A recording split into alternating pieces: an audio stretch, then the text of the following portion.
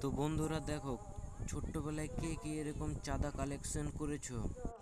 আমাদের এখানে ছোট্ট ছোট্ট বাচ্চাগুলা দেখো কি সুন্দর করে চাঁদা কালেকশন করছে। এরে এরে এরে কি করছিস রে তুই? পালা পালা শয়তান!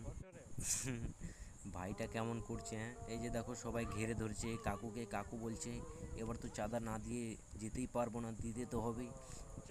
ছেলেগুলো বলছে না, যাওয়া হবে না চাঁদা না দিলে। কাকু বলছে নাই, টাকা নাই, টাকা না দিলে তো হবে না। কোথায় যাবে কাকু তুমি? টাকা তো দিতেই হবে। এই যে এই বাস দিয়ে ঘিরে রয়েছে এই বনটার কাছে টাকার কালেকশন সব। এই যে আমাদের দুর্গাপুজো হবে এখানে, এখানেই প্রত্যেক বছর হয়। 2002 থেকে উদ্বোধন হয়েছে।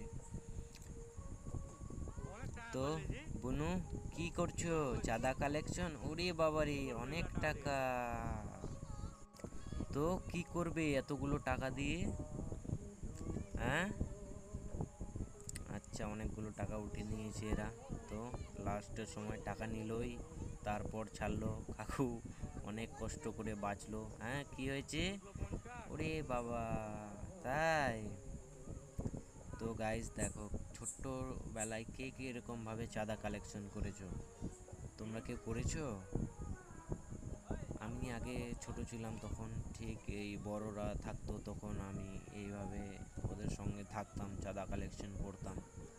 তা এখন আর সময় পাওয়া যায় না, কাজে কাজে ব্যস্ত।